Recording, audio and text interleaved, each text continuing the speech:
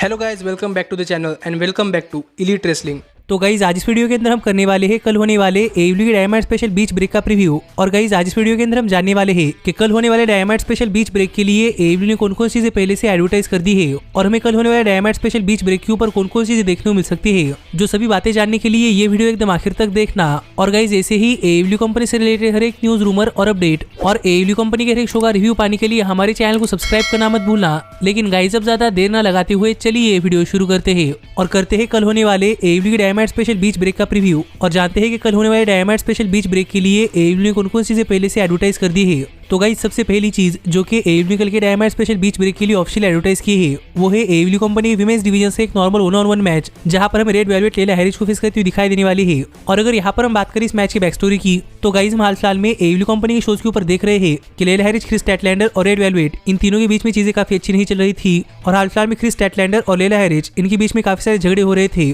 और इन झगड़ों के कारण क्रिस स्टैटलैंडर और लेला हैरिज ये अपने काफी सारे मैचेस हार रहे थे। पर इस सब के बावजूद रेड वेलवेट इन दोनों ही सुपरस्टार्स को शांत करने में लगी हुई थी, जिससे लेला हैरिज काफी गुस्सा थी। और यहाँ पर लेला हैरिज को लग रहा था कि रेड वेलवेट हर बार क्रिस स्टैटलैंडर को डिफेंड कर रही है और इसीलिए एक टाइम पर रेड वेलवेट के ऊपर काफी गुस्सा होकर लेला हैरिज ने रेड वेलवेट के ऊपर अटैक कर दिया था, जिसके बाद क्रिस स्टैटलैंडर और लेला हैरिज इनके बीच में भी एक झगड़ा हो गया था। और इसीलिए लेला हैरिज के ऊपर गुस्सा होकर रेड वेलवेट ने लेला हैरिज को एक मैच के लिए चैलेंज कर दिया है, जो चैलेंज लेला हैरिज ने एक्सेप्ट कर लिया है। और इसीलिए हम इस वीक के डायमंड स्पेशल बीच ब्रेक के ऊपर लेला हैरिज रेड वेलवेट को फेस करती हुई दिखाई देने वाली है, जो कि इस मैच के पीछे बेसिक बैक स्टोरी है। जो देखा जाए तो इस मैच के लिए ठीक ठाक सी बैक स्टोरी है। लेकिन गाइस जहां तक बात है इस मैच की तो गाइस मुझे लगता है कि ये मैच इस वीक के डायमंड शो का एक बहुत ही बड़ा मैच हो सकता है, क्योंकि हमने देखा है कि रेड वेलवेट और लेला हैरिज ये दोनों ही AEW कंपनी के बेस्ट वुमेन्स रेसलर्स में से एक है। और हमें रेड वेलवेट और लेला हैरिज इनके बहुत ही बड़े मैचेस AEW कंपनी के डायनामाइट और डार्क एलिवेशन शोज के ऊपर देखने को मिले हैं। पर आज तक प्रॉब्ली इन दोनों ही सुपरस्टार्स ने कभी एक दूसरे को फेस नहीं किया, क्योंकि ये दोनों आज तक एक दूसरे की काफी अच्छी दोस्त थी। पर अब लेला हैरिज ने रेड वेलवेट के ऊपर अटैक कर दिया है, इसलिए देखना पड़ेगा कि जब इस वीक के डायमंड शो ऊपर इन दोनों सुपरस्टार्स के बीच में मैच होता है तो हमें इस मैच के अंदर रेड वेलवेट फ्रेंडली रेसल करती हुई दिखाई देती है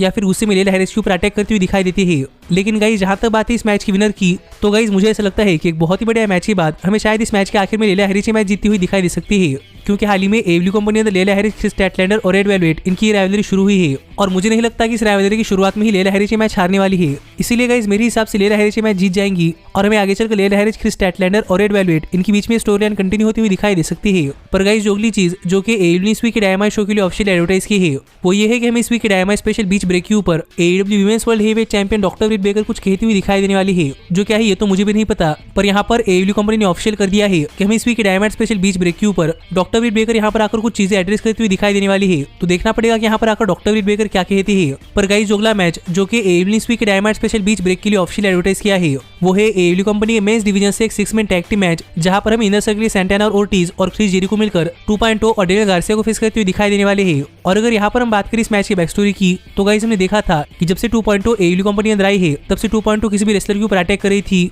और ऐसे ही 2.0 ने क्रिस जेरिको के ऊपर अटैक किया था। इसीलिए अब क्रिस जेरिको 2.0 से अपना बदला चाहते हैं और इसीलिए क्रिस जेरिको चाहते हैं कि सैंटाना और ओर्टिज क्रिस जेरिको की मदद करे, क्योंकि 2.0 ने सैंटाना और ओर्टिज के ऊपर अटैक किया था। लेकिन यहाँ पर सैंटाना और ओर्टिज का कहना है कि क्रिस जेरिको तभी सैंटाना और ओर्टिज के पास आते हैं जब क्रिस जेरिको को उनकी मदद चाहिए होती है और बार बार सैंटाना और ओर्टिज क्रिस जेरिको की मदद करते हैं। और इसीलिए क्रिस जेरिको की वजह से आज सैंटाना और ओर्टिज AEW कंपनी के वर्ल्ड टैग टीम चैंपियंस नहीं है, क्योंकि पहली बात तो क्रिस जेरिको के मन में सैंटाना और ओर्टिज के लिए कोई जगह नहीं है और दूसरी बात क्रिस जेरिको सिर्फ सैंटाना और ओर्टिज का इस्तेमाल करते हैं, जो बातें सैंटाना और ओर्टिज ने क्रिस जेरिको से कही थी। और यहाँ पर सैंटाना और ओर्टिज चाहते हैं कि इस मैच के अंदर क्रिस जेरिको ये प्रूव कर दे कि क्रिस जेरिको सैंटाना और ओर्टिज के पास सिर्फ तभी नहीं आते जब उन्हें जरूरत हो। जिसके बाद फाइनली ये मैच इस वीक के डायमंड शो के लिए ऑफिशियली कंफर्म हो चुका है, जहां पर क्रिस जेरिको इस मैच के अंदर प्रूव करना है कि जो कुछ भी हो जाए लेकिन क्रिस जेरिको हमेशा से सैंटाना और ओर्टिज के साथ रहने वाले हैं। इसीलिए देखना पड़ेगा कि इस मैच के अंदर क्या होता है और हमें इस मैच के अंदर क्रिस जेरिको और सैंटाना और ओर्टिज की परफॉर्मेंस ऐसी देखने को मिलती है। लेकिन गाइस जहां तक बात है इस मैच की तो गाइस मुझे लगता है कि ये मैच इस वीक के डायमंड शो का एक ठीक ठाक मैच हो सकता है और हमें इस मैच के अंदर क्रिस जेरिको और डेनियल गार्सिया इनकी इस मैच के अंदर बहुत ही बड़ा परफॉर्मेंस देखने को मिल सकती है।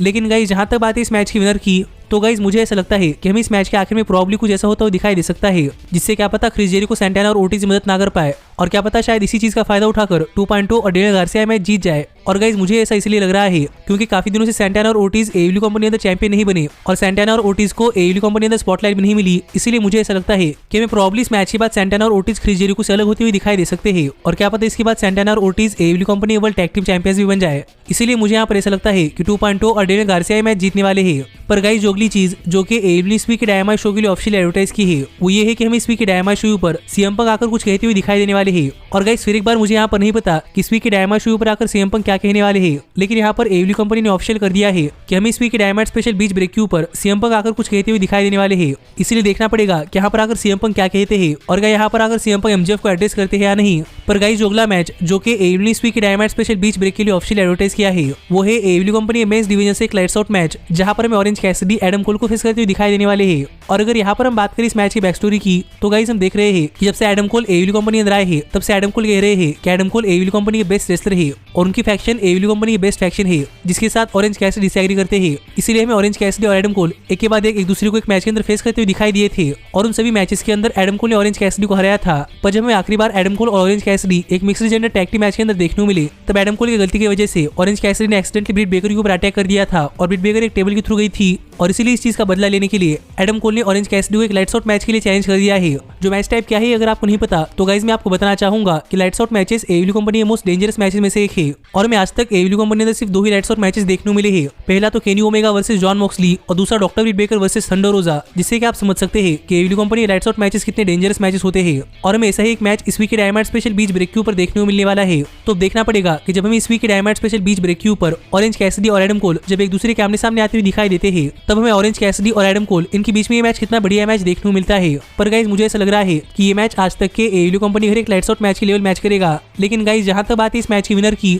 तो गाइस मुझे यहाँ पर ऐसा लग रहा है कि एडम कोल आज तक एडब्ल्यू कंपनी अंदर अनडिफिटेड है, इसलिए शायद क्या पता हमें पहली बार यहाँ पर एडम कोल अपना ये मैच हारते हुए दिखाई दे सकते हैं क्योंकि प्रॉब्लम इन दोनों ही सुपरस्टार्स के बीच का आखिरी मैच होने वाला है। और इसलिए मुझे ऐसा लग रहा है कि गुड गाय यानी कि ऑरेंज कैसिडी मैच जीतने वाले हैं। पर अगर एडम कोल भी मैच जीतते हैं तो गाइस फिर भी मैं यहाँ पर सरप्राइज नहीं होऊंगा क्योंकि ये मैच एक लाइट्स आउट मैच है और इस मैच के अंदर इंटरफेरेंस लीगल है, इसलिए हमें इस मैच के अंदर इंटरफेरेंस भी देखने को मिल सकते हैं। और क्या पता इसी इंटरफेरेंस के चलते एडम कोल मैच जीत जाए। पर मुझे ऐसा लग रहा है कि ऑरेंज कैसिडी मैच जीतने वाले हैं, तो देखना पड़ेगा कि इस मैच का रिजल्ट क्या होता है। पर गाइस जो आखिरी चीज जो कि एडब्ल्यू इस वीक के डायनामाइट शो के लिए ऑफिशियल एडवर्टाइज की है उसके बारे में बात करने से पहले मैं आपको बताना चाहूंगा कि गाइस अगर आपको याद है तो मैंने आपको बताया था कि हाल फिलहाल में करंट रेसलिंग फ्री एजेंट यानी कि जॉनी गार्गानो को लेकर ऐसी अपडेट सामने आ रही थी कि हमें प्रॉब्ली जॉनी गार्गानो जनवरी 26 को एडब्ल्यू कंपनी के अंदर अपना डेब्यू करते हुए दिखाई दे सकते हैं। और इस वीक का डायनामाइट शो जनवरी 26 को होने वाला डायनामाइट शो है, इसीलिए गाइस आप यहाँ पर समझ सकते हैं कि रिपोर्ट्स की माने तो हमें इस वीक जॉनी गार्गानो एडब्ल्यू कंपनी अंदर अपना डेब्यू करते हुए दिखाई देने वाले हैं। इसलिए देखना पड़ेगा कि क्या हमें सच में इस वीक जॉनी गार्गानो एडब्ल्यू कंपनी अंदर अपना डेब्यू करते हुए दिखाई देते हैं या नहीं। और अगर जॉनी गार्गानो इस वीक के डायनामाइट शो पर अपना डेब्यू करते हैं तो इस वीक के डायनामाइट स्पेशल बीच ब्रेक के ऊपर आकर जॉनी गार्गानो क्या करते हैं।